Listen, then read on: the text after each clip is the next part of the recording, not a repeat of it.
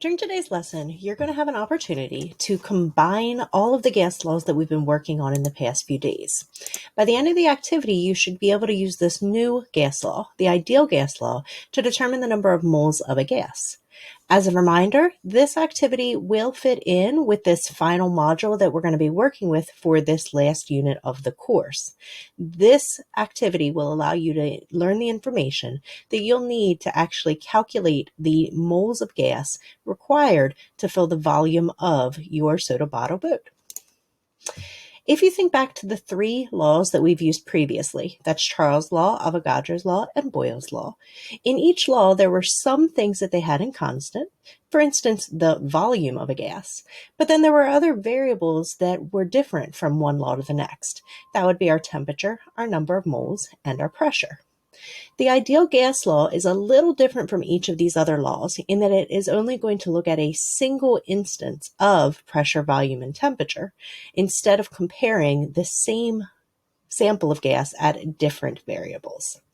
For our lesson for today, just to keep it kind of simple, we're going to use the ideal gas constant that is in atmospheres for the pressure. If you look on your periodic table, you do have other options, but for today's lesson, we'll stick with the first one. If you are using the 0.08206 liters atmosphere mole Kelvin, we do need to make sure that all the other variables match those units. So for today, we'll be measuring our volume in liters. We'll be measuring our pressure in atmospheres. The amount will, of course, be in moles. And don't forget, you always need to change your temperature to Kelvin units. Since we're looking to solve for the number of moles specifically, we will need to manipulate our equation. Just like you did in some of the previous activities, this just requires a little bit of algebra. So if we start with PV equals nRT, if we want to solve for the N, we need to divide both sides by the RT.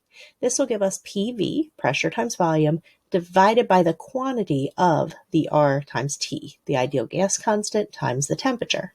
And just one more time as a reminder, you must make sure that your units are correct so that the units in the ideal gas constant cancel out. Here's the example that we're going to do together.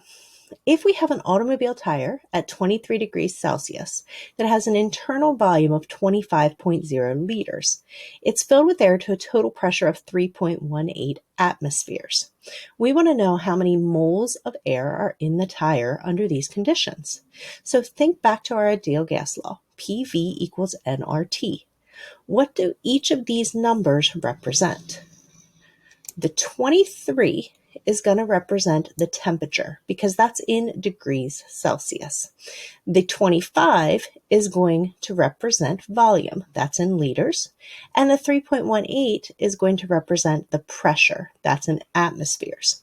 So now we can look at our ideal gas law, PV equals nRT, and plug in the appropriate variable to each of these. If you did this correctly, when you do your final division, you should get that the number of moles of air is 3.27 moles.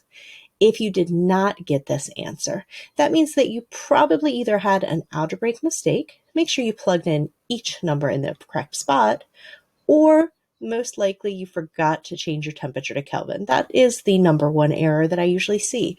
So just go through it one more time and verify that you put everything in the right spot and all your units canceled out. Hopefully, after looking at this example together, you feel a little bit more confident using your ideal gas law to determine the number of moles of a gas.